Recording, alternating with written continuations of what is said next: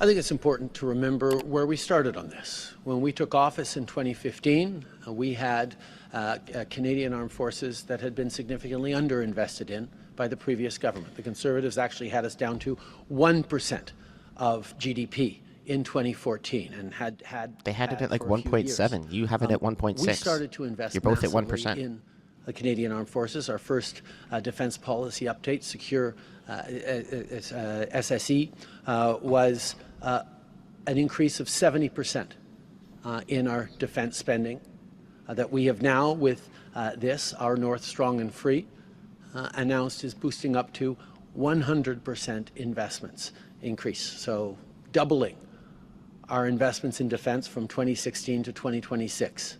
We know this is important for the world we're in right now, and it's important to tool up the women and men of the Canadian Forces with the equipment and the resources and support necessary.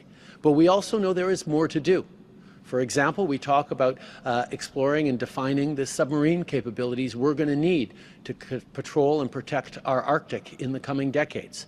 That is investments that Canada is going to be making in our Canadian Armed Forces, but we haven't yet defined exactly what types of submarines and how they're going to be deployed. So we haven't put in the money that Canada will be spending on submarines in the coming years into this calculation.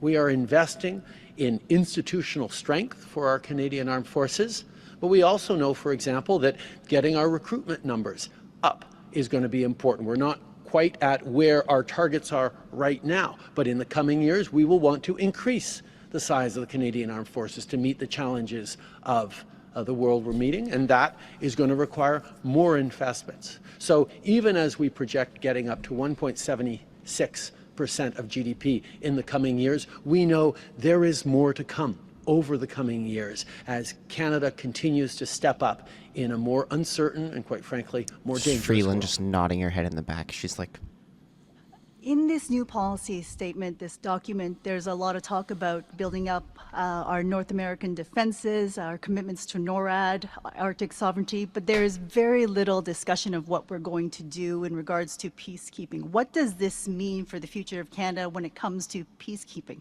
I think the world has changed in some very significant ways over the past years. We've seen, whether it's the rise of authoritarian states, the pushback by Russia, China, and others on the rules-based order that has kept us safe and stable and prosperous screwed up one of the biggest G7 countries for the past 70 years.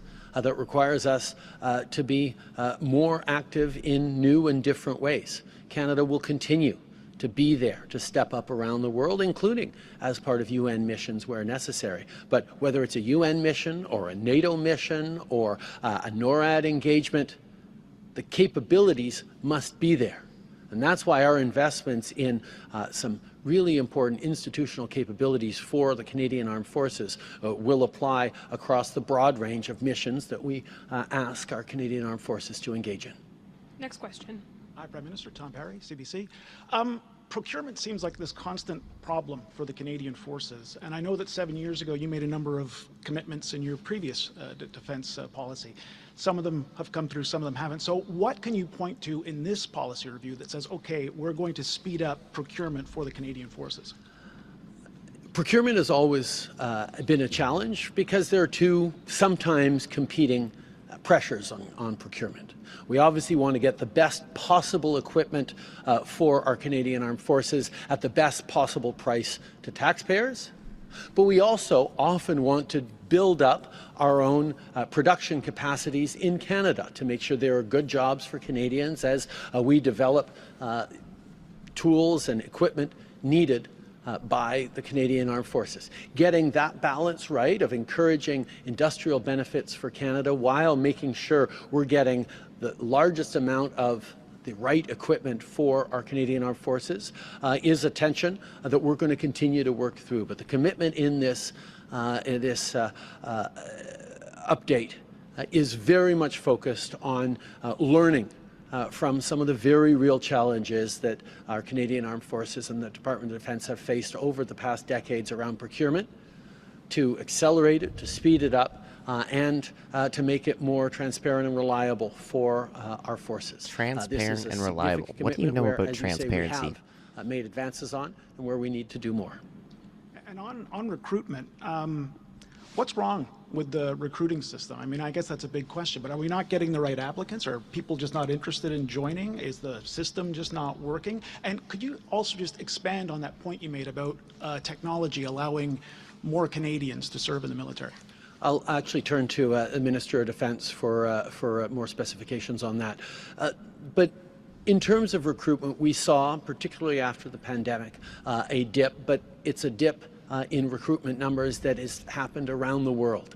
Most of our allies are facing the same challenges. In a recent conversation with the Chief of Defence Staff, Wayne, pointed out that the numbers are getting better, and that is good news. And because we've been working very, very hard on creating more recruitment opportunities, demonstrating that the Canadian Armed Forces is an effective and powerful way of serving one's country and building a life for themselves. That's where $100 million in more childcare spaces for CAF members, almost $300 million for better housing for CAF members is going to be part of helping with the recruitment, but also is this commitment we are making right now as Canada to invest $73 billion more over the coming 20 years in the kinds of support, resources, and tools that our Canadian Armed Forces need. But I'm happy to sounds turn like the dude to, from Austin Powers when Minister he says Blair billion. for a few more comments on this.